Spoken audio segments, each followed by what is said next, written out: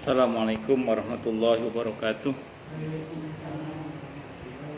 Bismillahirrahmanirrahim. Alhamdulillahirabbil alamin wa bihi nasta'inu ala umuri dunya waddin. Wassalatu wassalamu ala asyrafil anbiya'i wal mursalin sayyidina wa habibina wa syafi'ina wa qurrati a'yunina wa maulana Muhammadin wa ala alihi wa ashabihi wa dzurriyyatihi ajma'in, amma ba'du. Asyhadu an la ilaha illallah wa asyhadu anna Muhammadar Rasulullah wa ufawwidu amri ilallah innallaha basirun bil ibad. Hasbiyallahu la ilaha illa huwa alaihi tawakkaltu wa huwa rabbul arsyil azim. Qala Allah ta'ala fi kitabihil karim hikayatan an nabiyillahi Musa alaihi salam. Rabbi shrah li sadri wa yassir li amri wahlul 'uqdatam min lisani yafqahu qawli. Para asatidzah, para ibu-ibu sekalian, hafizani wa hafizakunallah, bil khusus Ibu Surya dan Ibu Arlina, yang semoga beliau berdua beserta keluarga besarnya dan kita semua ya, semoga selalu dalam naungan rahmat, barokah, perlindungan serta bimbingan Allah Subhanahu wa taala. Amin Allahumma amin insyaallah. Tentu saya doakan semoga kemuliaan ibu-ibu sekalian selalu dijaga dan tingkatkan terus oleh Allah Subhanahu wa taala sebagai seorang muslimah, sebagai seorang istri, sebagai seorang ibu, dunia hingga surga. Amin Allahumma amin insyaallah. Allahumma inna nas'aluka ilman nafi'a wa rizqan thayyiba wa amalan mutaqabbala wa fatahallahu lana futuhal arifin.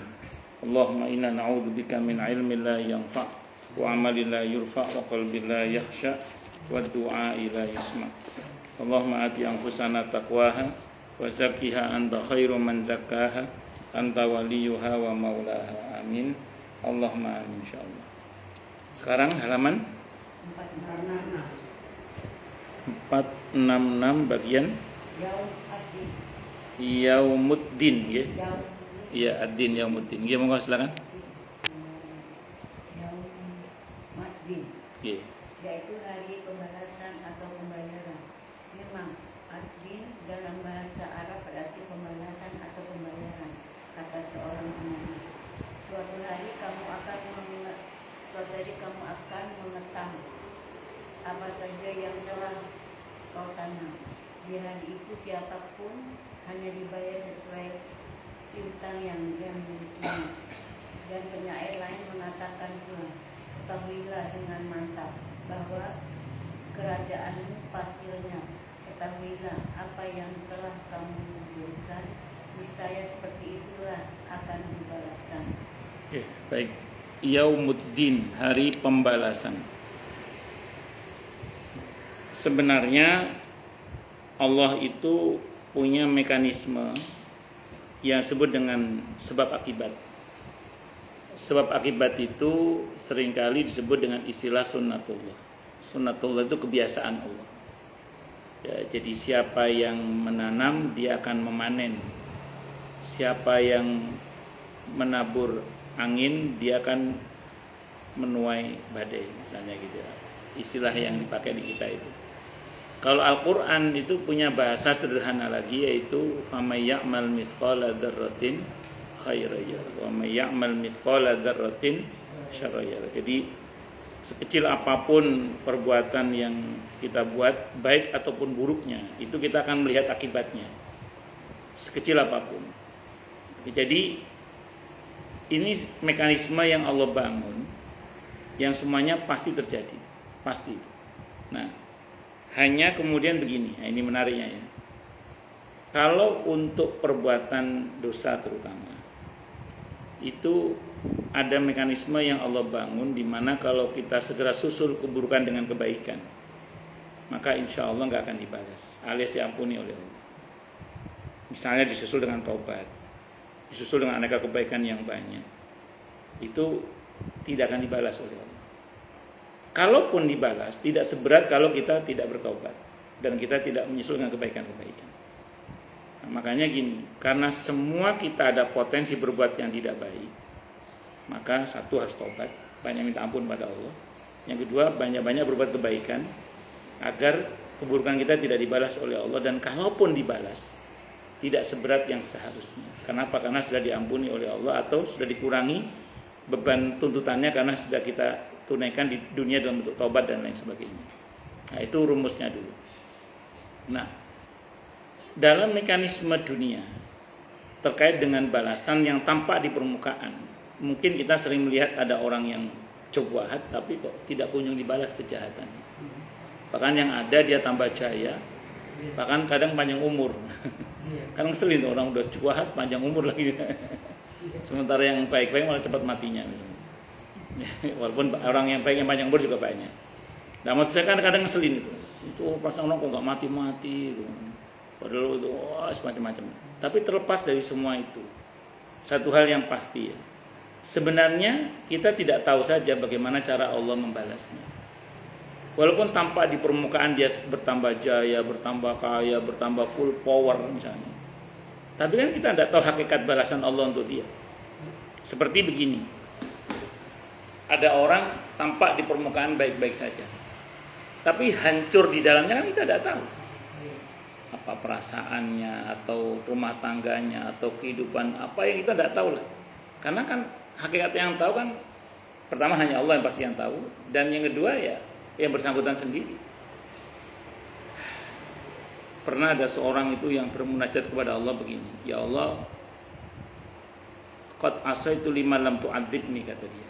Ya Allah, hamba ini sudah berbuat dosa, tapi kenapa kok tidak kau adab? Dia merasa tidak diadab.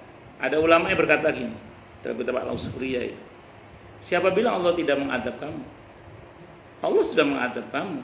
Dengan apa Allah mengadab saya, kata orang itu? Dengan dicabutnya nikmat berzikir kepada Allah. Dengan dicabutnya nikmat berzikir kepada Allah. Jadi kalau disederhanakan lagi Bu, orang yang ahli maksiat, orang yang ahli durhaka kepada Allah, kalau nggak tobat ya, kalaupun tampaknya dia sholat, dia zikir atau apa, tapi dia tidak bisa merasakan nikmatnya ketaatan. Ya, jadi kalau sampai seseorang itu tidak merasakan nikmatnya ketaatan, itu kalau secara tinjauan rohani itu juga bagian dari adab sebenarnya itu bagian dari adab. Karena kan iya kan disadari. Kenapa? Karena kan kita ini hidup dalam dua sisi kan, sisi jasmani, sisi rohani. Ya, sisi jasmani kita kan butuh makanan yang halal, thayyib, berkualitas, yang menyehatkan, betul ya, supaya sehat. Rohani kita kalau ingin sehat juga sama, butuh zikir dan aneka ibadah.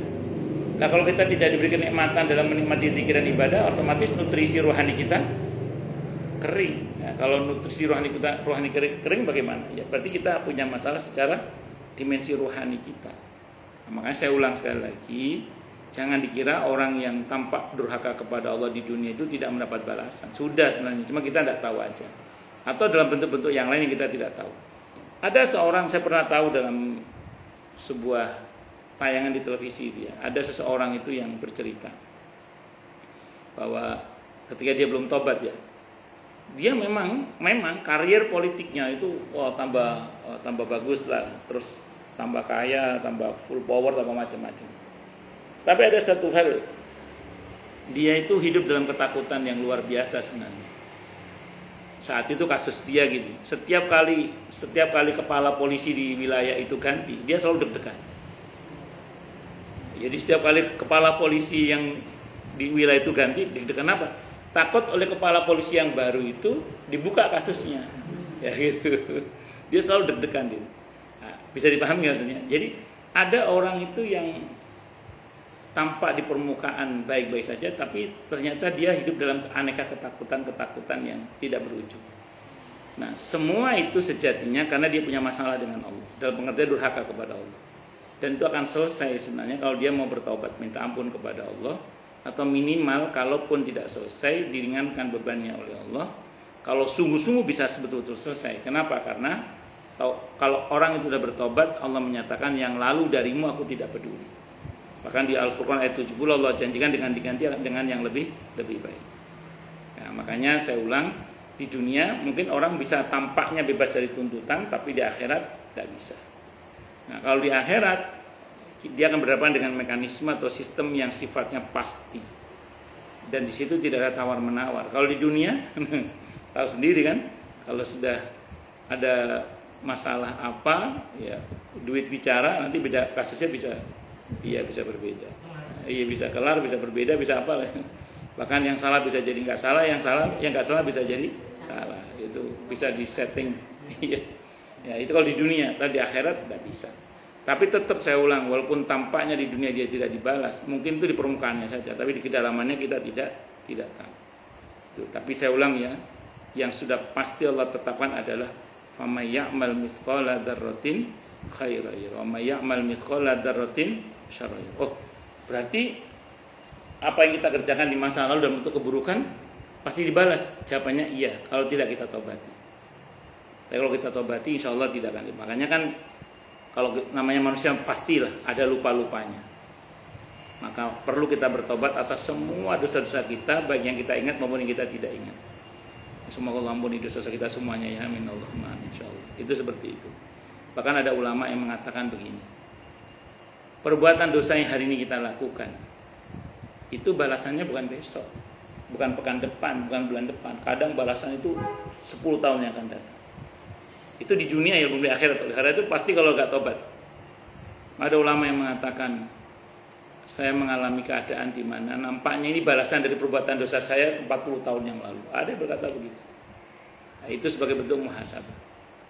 Dan saya secara pribadi itu kalau memuhasabai beberapa masalah yang saya hadapi misalnya gitu, ya Allah, mungkin ini karena perbuatan dosa saya dulu. Astagfirullah. Ya untung diingatkan di dunia, bisa segera bertobat. Nah, terus karena itu kita harus tergerak untuk segera minta ampun kepada Allah untuk semua dosa-dosa kita, yang kita ingat maupun yang kita tidak ingat. Hanya memang begini tadi Bu, kalau kita susul dengan aneka kebaikan, kita tobat ya, insya Allah sih balasannya itu tidak seberat kalau kita tidak bertobat. Kalaupun harus dibalas ya misalnya. Tapi secara umum kalau kita sungguh-sungguh tobatnya insya Allah nggak akan dibalas. Bahkan akan diganti dengan yang lebih baik. Saya ulang nih, kalaupun misalnya taruhlah kita kurang sungguh-sungguh dalam bertobat, ya paling tidak diringankan dan tidak seberat yang seharusnya. Itu seperti itu. Nah, karenanya saya ulang sekali lagi untuk saya sendiri dan untuk panjenengan semua, ayo mumpung kita masih hidup, perbanyak istighfar, tobat, minta ampun kepada Allah, susul dengan aneka kebaikan-kebaikan, besar harapan kita kepada Allah. Semoga aneka keburukan yang telah kita lakukan itu diampuni dan dimaafkan oleh Allah Subhanahu wa taala. Semoga ya. Amin Allahumma amin. Dia monggo lanjut. Yaumul jaza itu mirip itu. Yang jasa, yaitu hari ganjaran atau balasan. Firman Allah Ta'ala, pada hari ini sesungguhnya kamu hanya diberi balasan sesuai apa yang kamu kerjakan. At-Takhir 7. Dan firman-Nya, pada hari itu tiap-tiap jiwa diberi balasan sesuai apa yang diusahakannya. Baik. Ayat ini menegaskan tentang setiap orang akan dibalas sesuai dengan apa yang dia kerjakan, sesuai dengan apa yang diusahakan. Pada hari ini sungguhnya kamu hanya akan diberi balasan sesuai dengan apa yang kamu kerjakan. Tapi ini kalau lihat dari ayatnya, nampaknya kalau kita tadabbur ini berkaitan dengan dosa. Karena kalau bicara pahala, Allah akan balas kita lebih, nggak akan sesuai, tapi lebih. Saya ulang ya, ini nampaknya bicara tentang dosa. Kalau bicara pahala, Allah akan balas lebih. Kalau dosa, itu kita hanya akan dibalas sesuai dengan apa yang kita kerjakan. Jadi kalau tidak pernah kita kerjakan, kita tidak akan dibalas. Makanya orang yang berniat berbuat yang tidak baik, selama tidak dikerjakan, itu belum ada catatan dosanya. Kalau dibatalkan, itu malah diberi pahala. Nah, itu kalau dosa. Tapi kalau perbuatan baik, baru niat, belum dikerjakan, itu sudah diberi pahala sekali utuh. Kalau dikerjakan, dilipat gandakan 10, 100, 700, bahkan hingga tak berhingga. Makanya gini, kalau kita bicara kebaikan, milikilah selalu niat yang baik, yang sungguh-sungguh. Termasuk diantaranya misalnya, diantara panjenengan ada yang belum haji misalnya gitu ya, niat haji. Jadi walaupun belum haji, sampai meninggalnya misalnya sudah ada catatan haji sekali utuh. Misalnya belum sudah haji, alhamdulillah. Kalau berarti dilipat gandakan 10, 100, 700 bahkan hingga tak berhingga. Monggo kembalikan ke kitanya. Makanya orang kalau bicara kebaikan, Allah itu pasti lebihkan, tidak mungkin sama. Itu seperti itu. Bahkan saya pernah sampaikan di sini, kita ini hidup berbatas usia. Nah, sementara balasannya untuk orang yang beriman, untuk kita insya Allah juga surga selamanya. Nah, pertanyaannya gini, bagaimana cara melogikakan secara agama ya, secara imani, amal yang sementara tapi kau dapat surga selamanya? Kata para ulama sederhana saja. Ya memang kita tidak beramal soleh selamanya di dunia. Kita tidak beramal soleh, berbuat baik selamanya di dunia. Tapi semua kita dalam hati pasti punya niat beriman selamanya, berniat pengen jadi orang baik selamanya. Kira-kira ibu-ibu pengen jadi orang baik sementara apa selamanya? Iya kan? Semua kita pengen beriman kepada Allah selamanya. Walaupun kenyataannya kita di dunia tidak selamanya, tapi karena kita punya niat untuk menjadi baik selamanya, itu sudah diberi pahala oleh Allah seperti kita berbuat baik selamanya. Nah, itu tidak berlaku untuk dosa, gitu loh. Makanya ada ulama yang menjelaskan hadis tentang puasa Arafah itu. Barang siapa yang puasa Arafah, maka diampun dosanya oleh Allah setahun yang lalu dan setahun yang akan datang. Ada ulama yang menjelaskan gini, ini pendapat tapi ya, boleh sepakat boleh tidak, ini pendapat. Kata ulama itu gini, berarti orang kalau puasa Arafah, asal puasanya diterima oleh Allah, tapi dengan catatan puasanya diterima oleh Allah, maka dia akan diberi panjang umur minimal setahun yang akan datang. Kok bisa begitu? Gini kata ulama yang menjelaskan begini, kan Allah ampuni dosanya setahun yang akan datang. Bagaimana dia berbuat dosa kalau dia tidak hidup? Karena dosa itu tidak akan ada kalau cuma niat. Beda sama pahala tadi.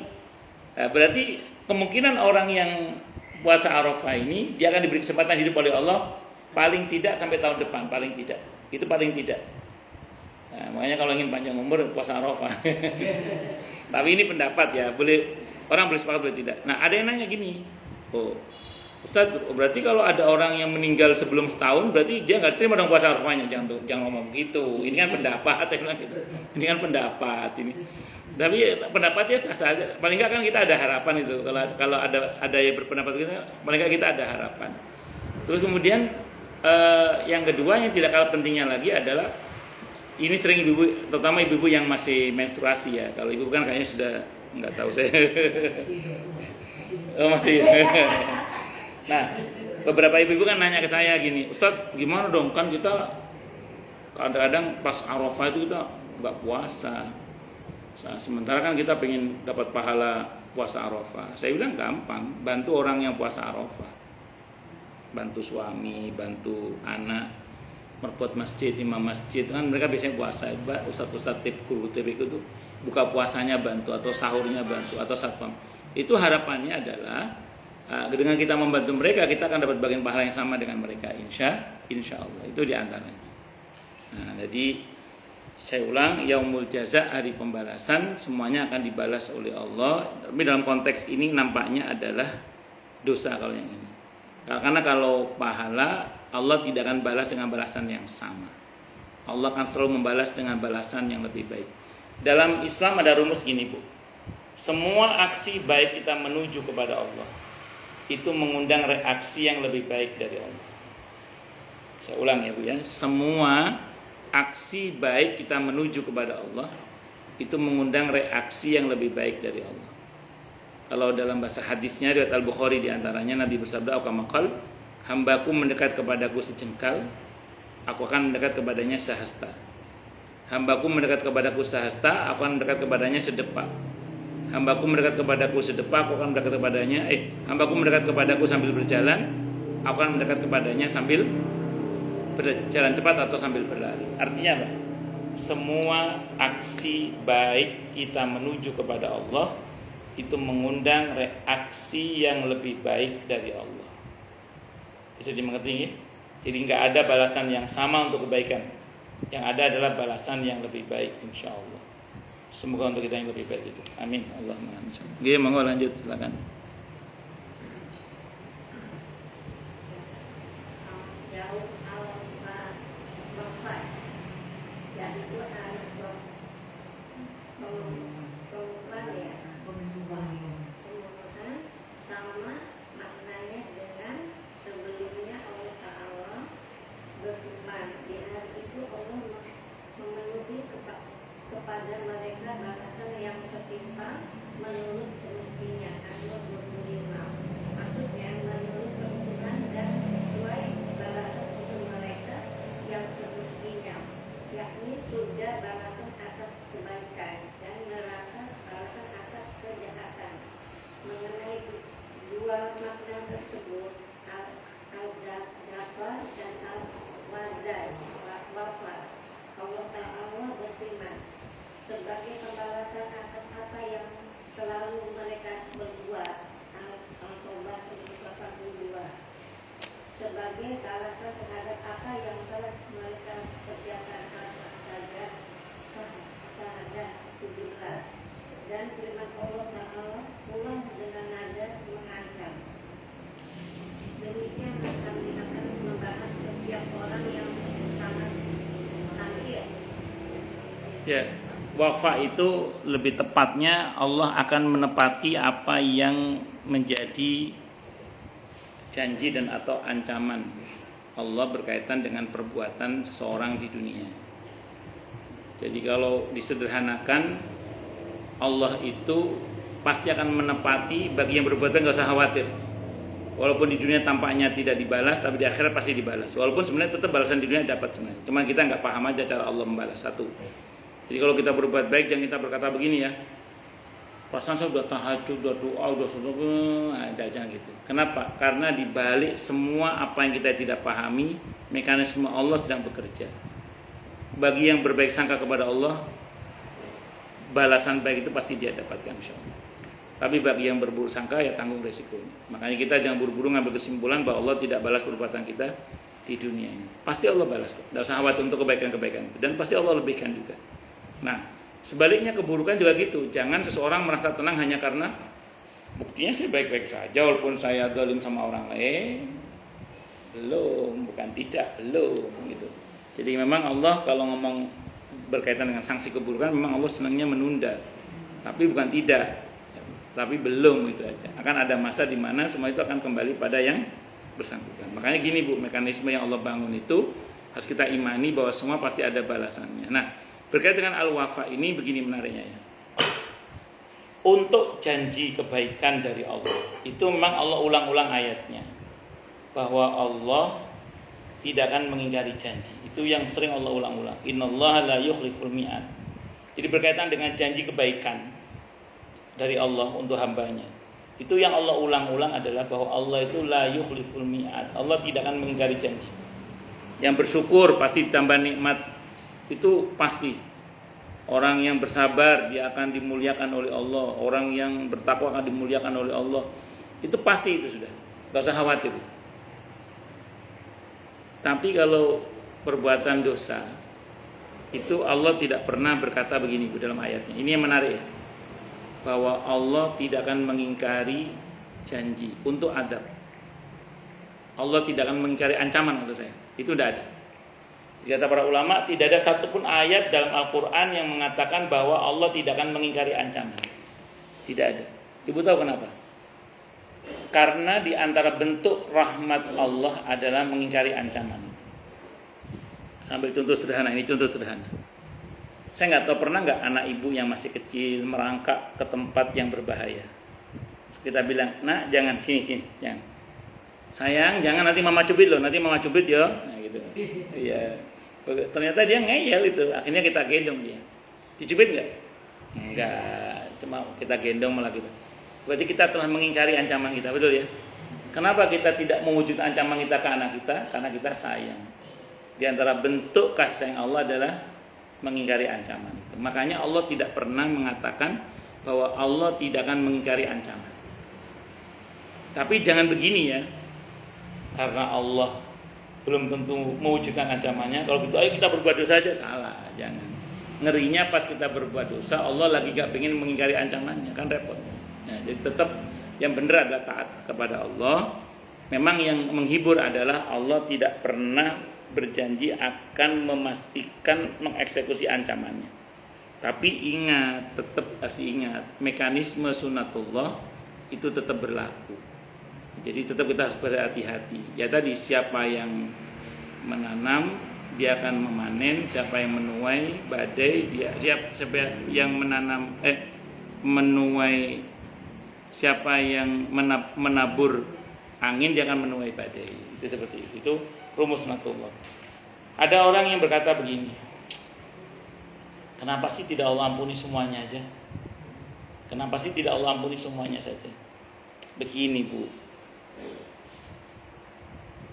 kalau terus semuanya Allah ampuni tanpa ada mekanisme pembalasan untuk orang-orang yang zalim, lalu bagaimana dengan perasaan orang-orang yang terzalimi di dunia? Bagaimana? Sedikit banyak, sebetapapun kita pemaaf dalam hati kita, sebetapapun kita pemaaf dalam hati kita, asli dalam hati kita sebenarnya berharap nggak kita melihat dia dibalas oleh Allah itu? Sebagai manusia biasa loh ya. Umumnya kita pasti pengen melihat orang yang mendolim kita itu dibalas. Kalau dia nggak tobat ya, kalau dia tobat mungkin beda bab lah. Itulah mekanisme yang Allah bangun. Lalu di mana letak, maaf, dalam tanda kutip keadilan Allah kalau Allah tidak balas? Makanya mekanisme balas itu Allah tetapkan. Namun saya bilang tadi, itu tidak akan pernah terjadi kalau dia tobat, minta ampun pada Allah, berbanyak kebaikan dan seterusnya. Bisa dipahami ya insyaallah nih. Nah, itu di antara hal-hal yang patut untuk kita cerna berkaitan dengan masalah ini. Kata kuncinya yang berikutnya adalah apa tadi? Kalau untuk kebaikan tidak usah khawatir deh, pasti Allah balas. Karena Allah berulang-ulang berjanji bahwa Allah tidak akan mengingkari janji. Tapi kalau Allah bicara soal ancaman, memang tidak ada satu ayat yang menyatakan bahwa Allah tidak akan mengingkari ancaman. Tapi ingat, sebetapapun mungkin Allah mengingkari ancaman karena bagian dari rahmatnya, namun jangan kita semena-mena berbuat dosa. Ngerinya Allah lagi gak pengen cari ancaman itu yang harus kita perhatikan. Oke, monggo lanjut silakan.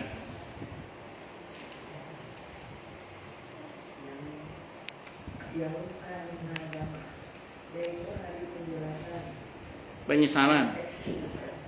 yaitu hari penyesalan. Penyesalan akan terjadi manakala orang yang berbuat baik melihat balasan kebaikannya dan orang kafir melihat balasan atas kekafirannya. Maksudnya orang yang berbuat baik tetap akan menyesal kenapa kurang banyak kebaikan yang dia lakukan, dan orang yang berbuat jahat menyesal karena tidak sempat bertaubat. Begitu pula apabila orang kafir dimasukkan ke dalam azab yang tidak ada penghabisannya, dia menyesal dan oleh karenanya hari kiamat disebut juga yaum al-hasrah. Yaum al-hasrah sama dengan yang di atas. Dan Allah Ta'ala berfirman, dan berilah mereka peringatan tentang hari penyesalan, yaitu ketika segala perkara telah diputuskan. Maryam 39. Yakni ketika al-maut atau kematian telah disebut, sebagaimana akan diterangkan nanti. Adapun ayat selanjutnya, dan mereka dalam keadaan, Maryam 39, maksudnya sekarang mereka lalai dan tidak mempedulikan hari itu. Adapun al-hasrah atau penyesalan yang mempunyai makna mendapatkan sesuatu yang tidak disukai, yang asalnya tersembunyi. Baik. Jadi gini Bu, kalau penyesalan ahli neraka saya kira nggak usah dibahas karena semua kita paham lah. Jadi kalau orang diadab menyesal itu wajar. Tadi menarik gini, bagaimana penyesalan bagi orang yang masuk surga sekalipun. Jadi orang yang dibalas kebaikannya pun ternyata dia masih menyesal. Kenapa? Karena dia merasa kurang dalam berbuat baik. Nah, ini menarik. Para ulama itu membuat analogi gini, Bu. Membuat gambaran gini. Ada seorang bos besar. Ibu pernah saya ceritain sini, ada bos besar. Bos besar ini bukan besar badannya tapi kaya raya maksudnya. Suatu saat dia nyuruh anak buahnya, misalnya Bu Foni, tolong carikan saya tanah ya, bangun rumah yang bagus. Siap bos, dana semua dari saya Bu Foni. Siap bos. Nah, begitu dapat tanah, Bu Foni lapor, dana dicairkan, dibangun rumah sesuai dengan apa yang diharapkan oleh Bu Foni tadi, dibangun sebagus mungkin sesuai perintah bosnya lah. Begitu selesai dibangun, Bu Foni kan lapor, bos, rumah sudah siap huni, silakan ditempati. Kata bosnya itu enggak, bilang gini, enggak, itu rumah buat kamu kok. Ya kira-kira Bu Foni nyesel nggak? Senang pasti itu, nyesel nggak kira-kira? Itu maksud saya itu. Iya, jadi nyeselnya bukan sangat sedih, bukan. Sudah bahagia, cuman tahu gitu. Tahu gitu. Nah. Tapi nggak sedih, bahagia sih, cuman ngerti yang ngonornya. Itu ada dalam hadis tentang pasar-pasar surga.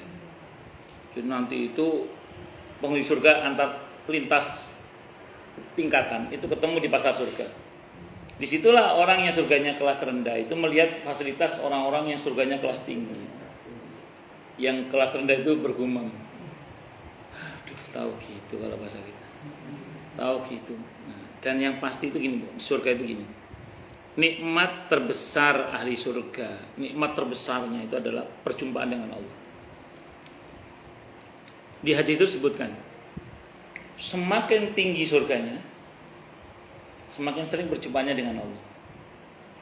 Berarti semakin rendah surganya, semakin jarang perjumpaannya dengan Allah. No? Iya, tidak tahu. Nah, berarti apa? Berarti mereka itu menyesal di situ itu. Aduh, ngerti yang ngono rek. Tahu gitu. Karena ternyata nikmat terbesar surga itu perjumpaan dengan Allah, dan semakin tinggi surganya semakin sering berjumpanya dengan Allah. Nah, makanya kalau mau menyesal sekarang, mumpung masih hidup. Nah, sekarang kita tarik dalam kehidupan sehari-hari kita ya. Nampaknya kan Allah yang nyuruh kita. Orang yang tidak berilmu beranggapan seolah-olah kalau dia beribadah itu untuk Allah. Padahal hakikatnya itu untuk kebaikan, untuk kebaikan. Memang kita menyembah Allah, kita beribadah hanya kepada Allah. Namun semua kebaikannya Allah tidak ambil. Justru Allah kasih kepada kita, semua kembali kita. Tadi faman ya'mal mithqala dzarratin khairan wa may ya'mal mithqala dzarratin syarran. Itu satu dulu. Makanya kata Sayyidina Ali bin Abi Thalib radhiyallahu anhu beliau mengatakan begini. Pernyataan beliau ini dikutip oleh Abu Lais As-Samarqandi rahimahullah dalam kitabnya Tamhidul Ghafilin. Apa kata beliau? Ma ahsantu ila ahadin wa ma asatu ilaihi. Lianna Allah yaqul man amila salihan fali nafsi wa man asaa fa 'alaiha. In ahsantu ila ahadin faqad ahsantu ila nafsi. Wa in asatu ila ahadin faqad asatu ila nafsi. Kata beliau, aku tidak pernah berbuat baik pada orang lain. Aku juga tidak pernah berbuat jahat pada orang lain. Karena Allah telah berfirman yang artinya, siapa yang berbuat baik maka manfaatnya untuk dirinya sendiri. Dan siapa yang berbuat jahat maka dosanya juga untuk dirinya sendiri. Jadi kata beliau, kalau aku berbuat baik pada orang lain, sejatinya aku berbuat baik pada diriku sendiri. Kalau aku berbuat jahat pada orang lain, sejatinya aku berbuat jahat pada diriku. Semua kembali pada diri kita. Jadi makanya saya ulang, nanti orang yang ahli surga pun dia akan menyesal karena ya. Terus yang kedua kan Allah menjanjikan pahala. Allah menjanjikan pahala. Kita sholat, sedekah, puasa, zikir, baca Al-Quran, berbakti pada orang tua, berbakti pada suami, berbuat baik pada anak. Itu semua ada pahalanya. Pertanyaannya, kelihatan nggak pahalanya sholat? Nggak kelihatan. Pahalanya puasa juga nggak kelihatan. Ada beberapa hikmah, Bu. Ada beberapa hikmah. Yang pertama, kalau Allah perlihatkan dari sekarang, itu nggak ada tantangannya dong. Siapa yang taat, siapa yang tidak taat kan nggak ada bedanya nanti. Mau kelihatan satu, oke, satu.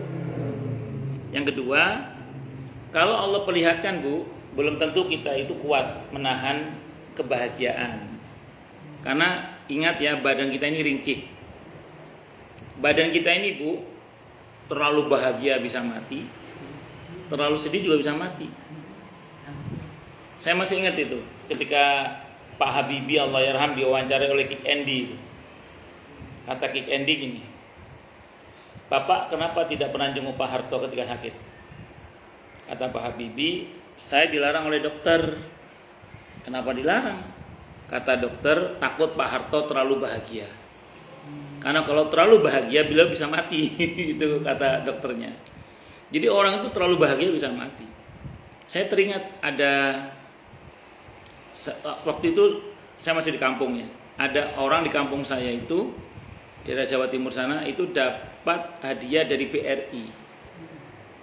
Hadiahnya cukup besar. Saking senengnya itu sampai mati, coba ingat. Saking senengnya sampai mati. Tapi pernah kejadian juga di kampung saya juga sama itu di Jawa Timur sana. Saya pasti di Jember saat itu. Suami istri sudah daftar haji, mau berangkat haji. Orang di kampung itu kalau mau berangkat haji sekecamatan tahu. Ngerti guys? Karena kuncoro itu sekecamatan bisa tahu bahwa dia mau berangkat haji. Sudah woro-woro. Saat itu menterinya Pak Tarmizi Tahir. Kena daftar waiting list. Kena daftar tunggu. Shock. Orang taunya dia mau berangkat haji, tahu-tahu nggak jadi. Shock. Kalau saya nggak salah yang mati suaminya itu, kalau saya nggak salah.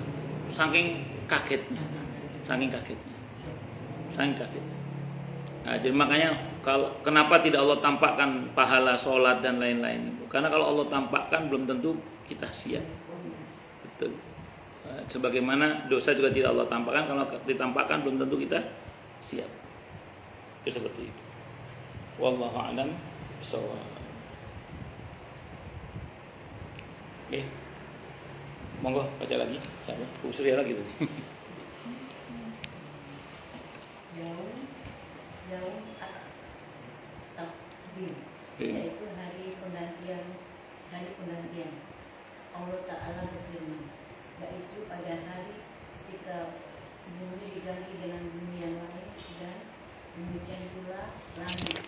Ibrahim 4:8. Ini sudah kita bicarakan panjang lebarnya. Betul.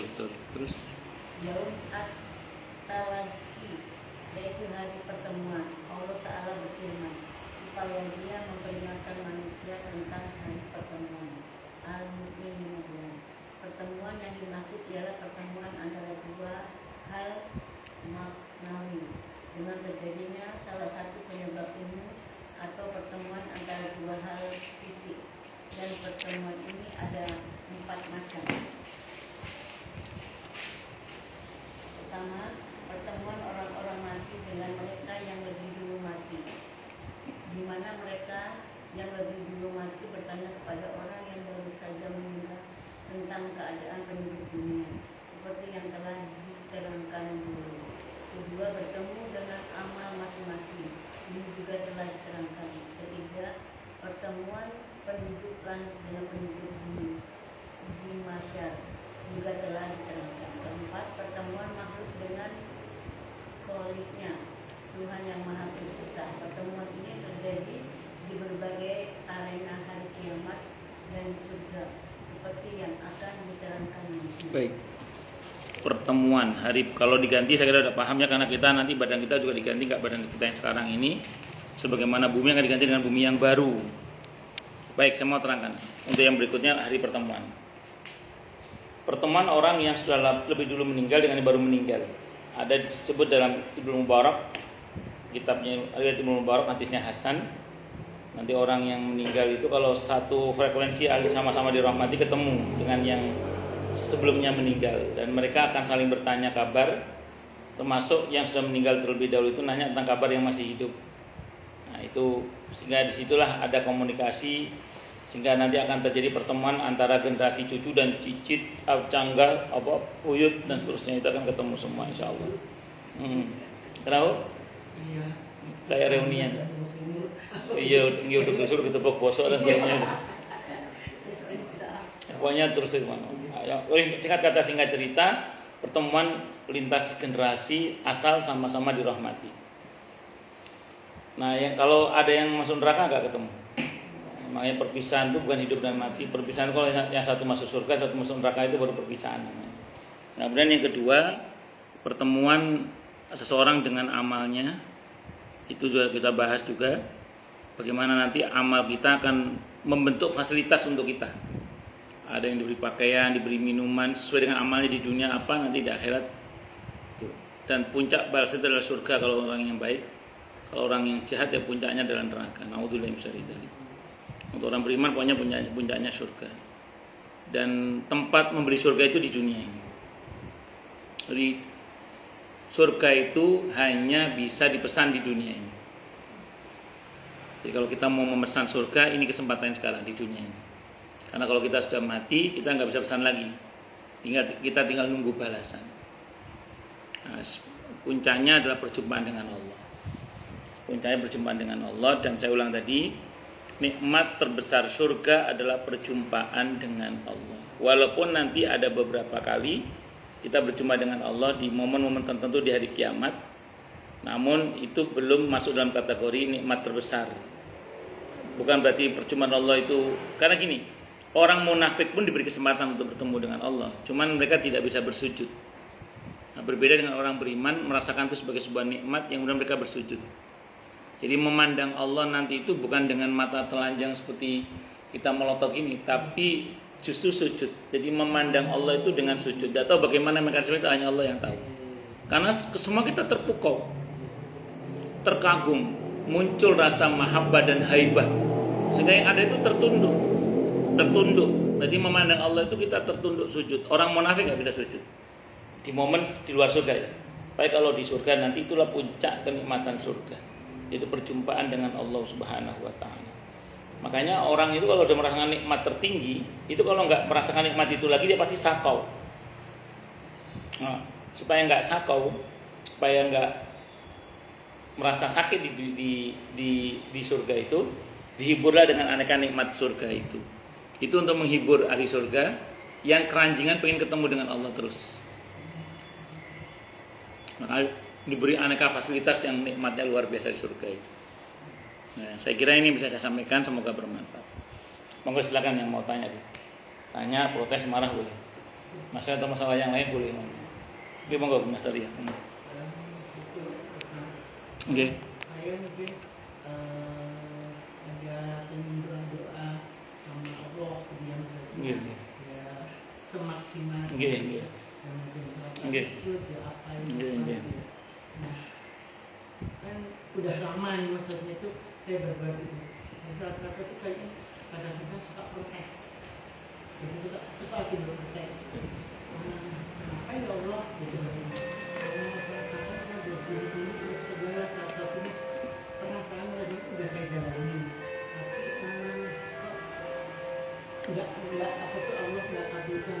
Sedangkan orang-orang yang tanpa doa aja Allah suka maksudnya mudahkan. Itu kalau lagi itu kalau saat saya pasrah juga sama Allah, itu semuanya dari rencanamu ya Allah.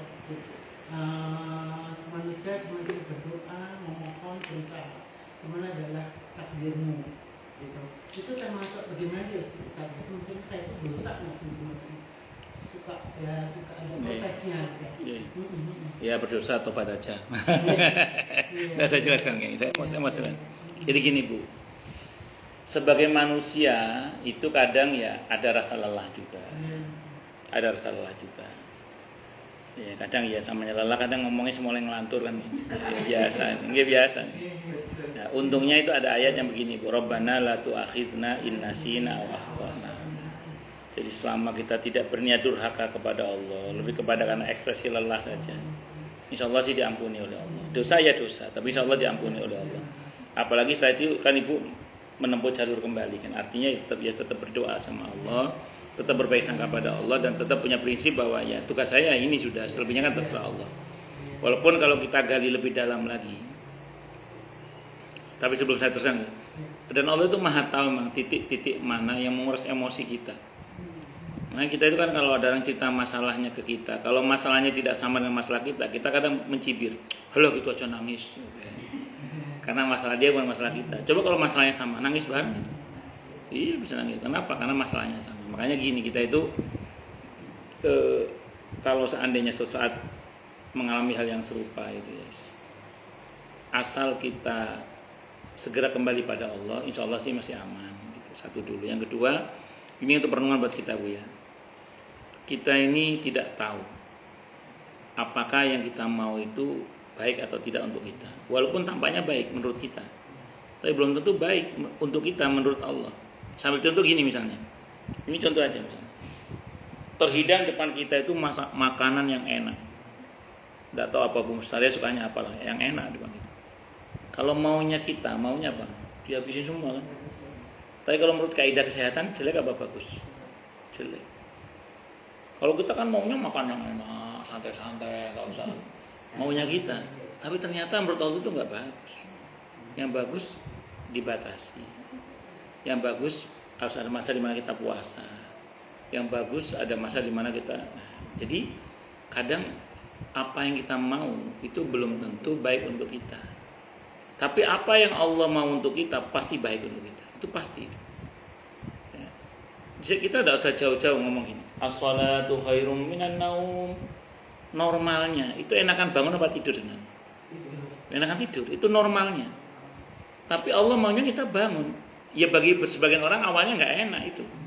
Tapi ternyata itu yang bagus untuk kesehatan jasmani terlebih rohani kita. Itu seperti itu. Kita punya kekayaan buahnya. Kalau maunya kita dibagi apa dinikmati sendiri? Nikmati sendiri kalau maunya kita kan. Ngapain capek-capek kerja dibagi-bagi kan gitu ya. Tapi kata Allah itu nggak bagus. Yang bagus itu dibagi. Nah, makanya gini, apa yang kita harapkan itu kok tidak kunjung terwujud misalnya. Itu jangan pernah berusaha kepada Allah karena kita tidak tahu apa dibalik semua itu. Dan yang pasti saya ulang, apapun yang Allah kehendaki untuk kita itu pasti baik untuk kita. Itu rumusnya. Taruhlah misalnya apa yang terjadi pada Bu Mustaria sekarang kan sangat berat berkaitan dengan tante beliau misalnya. Kan sangat melelahkan sekali. Bagi fisik ibu dan kemauan ibu, sudahlah ya Allah masa gini amat sih misalnya gitu ya. Taruhlah begitu. Tapi maaf kalau saya bahaskan dengan bahasa kita, bisa jadi Allah berfirman begini sama Bu Mustaria. Ibu panggilnya Bu Mustaria apa Mus? Panggilnya Mus, ibu panggilnya. Betul ya Mus sih? Mus. Ditahan sedikit ya. Ini akan aku sempurnakan loh kemuliaanmu di sisiku. Ini akan aku perindah loh surgamu dengan sabarmu ini. Ini kamu pegang tiket masuk surga loh, lebih sabar ya. Dikit lagi. Tenang aja, nggak lama kok. Nggak lama, kita mau berapa lama di dunia? Kata ulama, kalau nggak ada mekanisme sabar, nggak tahu lewat jalur mana kita akan masuk surga itu. Karena kadang sholat kita yang masih kurang khusyuk, sedekah kita yang masih nanggung misalnya gitu. Terus aneka kebaikan kita yang kadang masih kurang ikhlas. Maka salah satu pintu besar untuk orang bisa masuk surga itu ya melalui jalur kesabaran. Namanya kalau diuji dengan kesabaran, baik sangka aja sama Allah bahwa ini bagian dari cara Allah untuk membahagiakan saya, memuliakan saya. Pun ya Allah monggo kula jalani mawon. Nah, walaupun ibu tetap mengajukan harapan-harapan kepada Allah, tidak ada masalah. Ajukan harapan kepada Allah, tapi pahami yang secara utuh tadi, secara utuh. Saya pernah di WA orang, di WA saya. Nah, dia itu dikecewakan oleh suaminya. Karena dikecewakan dalam pengertian sekabeh-kabehan perasaan ya duit barang sembarang kali segala-galanya. Sampai akhirnya sementara dia sudah berusaha berdoa macam-macam. Puncak pertanyaan dia ke saya yang tidak saya jawab kemudian itu adalah, Allah itu ada apa enggak sih? Dia bilang gitu. Dia nanya gitu. Allah itu ada apa enggak? Saya enggak jawab. Karena pertama jawab melalui WA rawan disalahpahami. Yang kedua ya capek ngetiknya juga. mau pesan suara kadang ya belum tentu dia mau terima. Padahal kalau dia ngadap saya langsung ngobrol oke. Saya cuma nyeletuk gini aja. Ini celetukan itu seperti saya tulis dalam status itu. Nah iya, wong yang mengecewakan dia makhluk kok marahnya sama Allah. Yang mengecewakan dia kan suaminya. Kok marahnya sama Allah itu kan aneh. Jadi yang mengecewakan dia kan suaminya, kok marahnya sama Allah, kan aneh gitu. Wong yang mengecewakan dia makhluk, kok marahnya sama Allah. Kalau kita mau koreksi yang salah siapa? Kan Allah nggak mungkin salah. Lah dulu kenapa dia mau sama? Iya gitu misalnya ya. Misalnya gitu. Jadi ya itu kembali. Dan ada satu rumus lagi Bu, kata para ulama. Semakin kita menolak takdir, semakin sakit. Itu rumus itu. Semakin kita menolak takdir, semakin sakit rasanya. Percuma gitu maksudnya. Takdir itu terima dengan sabar dan atau dengan bersyukur atau dengan ridho. Udah itu nggak ada pilihan. Semakin kita menolak takdir, semakin sakit. Nah, adapun setelah kita terima, kita berproses, berusaha, berdoa, bersedekah, silaturahim, itu persoalan lain. Nanti itu namanya berharap pertolongan Allah di balik apa yang kita hadapi. Saya kira itu. Wallahu a'lam bishawab. Nggih. Nggih, boleh. Ustaz, ini ada dua nih Ustaz. Kalau jamaah takdim dan jamaah tahiyat itu 80 kilo ya Ustaz kalau nggak salah. Terus. Terus itu Ustaz ada pendapat. Misalkan saya di Medan ya, itu kalau lewat dari cuma batasnya 3 hari kalau kita jamaah takdim dan tahiyat. Sudah. Terus ada lagi yang bilang selama kita misalkan aku ke Medan silaturahmi sebulan, 2 bulan, 3 bulan, kita masih berlaku pengetahuan itu yang bagus. Bagus. Gini Bu. Bersama-sama. Jadi kalau ibu dalam perjalanan mencapai jarak 83 kilo lebih, ya, itu baru ibu boleh mengqashar atau menjamak qashar. Kalau ibu di tempat di mana ibu berada itu sudah 4 hari, ibu nggak kemana-mana, ke Medan nggak kemana-mana, di situ 4 hari, ibu sudah tidak diperkenankan mengambil rukhsah keringanan lagi. Ibu sholat normal lagi. Jadi 3 atau 4 hari kata ulama.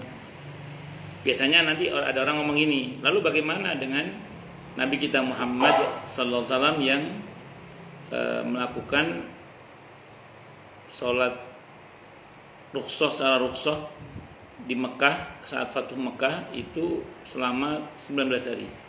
Jadi Nabi pernah ngambil keringanan sholat selama 19 hari berada di Mekah. Jawabannya gini Bu, Nabi di Mekah itu nggak diam di Mekah, nggak mukim. Beliau mondar-mandir ke Hunain, ke Taif gitu. Jadi beliau nggak diem. Jadi kalau ibu misalnya kayak saya ke Jawa Timur, terus saya wirawiri ke Jember, ke Lumajang, ke Probolinggo, ke Surabaya. Selama saya wirawiri itu berarti saya musafir. Nah, Nabi itu di Mekah itu nggak diem, beliau wirawiri. Makanya beliau itu mengambil rukhsah terus. Nah kalau ibu di Medan wirawiri sana kemari, ibu boleh ngambil rukhsah terus. Iya, tapi kalau ibu sedang berdiam di rumah saudara nggak kemana-mana, ya betul 3 atau 4 hari itu ibu bisa ngambil rukhsah. Lewat dari itu sudah sholat normal lagi. Ya. Tapi di lingkungan Medan aja nggak masalah. Selama jauh, masuk, ya selama jauh ya bisa. Dari 83 itu. Oh nggak harus nggak. Dekatan nggak masalah. Gini bagus, gini. Kalau saran saya, kalau dekat dalam kota lah misalnya, nggak keluar kota, sebaiknya normal aja. Kecuali ibu keluar kota, misalnya ibu berada di Medan di kampung A gitu ya, atau di kabupaten atau di kota A. Ini mau ke rumah saudara, dia berada di kampung B atau di provinsi yang berbeda atau di kota di kota yang berbeda, Mak. Di kota yang berbeda. Maka itu bolehlah ibu ambil rukhsah karena itu kategorinya safar sudah. Nggak harus 80 kilo sih karena ibu kan startnya dari Bekasi, iya. Gitu. Tapi ibu mondar-mandir udah mulai menjangkau luar kota. Tapi kalau masih di dalam kota itu sendiri, saran saya sih jangan ambil rukhsah, ya. Karena sudah 4 hari lebih. Allah a'lam bishawab. Sami-sami. Nggih. Jadi jelas tahu ya. Nggih, nggih. Coba yang lain silakan kalau ada. Jelas semua nggih? Atau tidak jelas semua? Cukup dulu nggih. Kita tutup dengan hamdalah. Alhamdulillahirabbil alamin. Semoga kajian kita bisa bermanfaat, mubarakah fi dini wa dunya wal akhirah untuk kita, keluarga kita dan seluruh umat Islam semuanya, dan mudah-mudahan kita semua dijadikan oleh Allah sebagai orang-orang yang sukses dunia akhirat, selamat dunia akhirat, bahagia dunia akhirat, dan dipermudah urusan kita oleh Allah fid dini wad dunya wal akhirah. Semoga Allah limpahkan hidayah selalu untuk kita, semoga Allah tingkatkan selalu hidayah untuk kita, dan semoga Allah berikan hidayah untuk siapapun yang melihat kita. Subhanakallahumma bihamdika asyhadu an la ilaha illa anta astaghfiruka wa atubu ilaik. Sallallahu Muhammad wa ala alihi wasallam. Saya mohon maaf. Wassalamualaikum warahmatullahi wabarakatuh.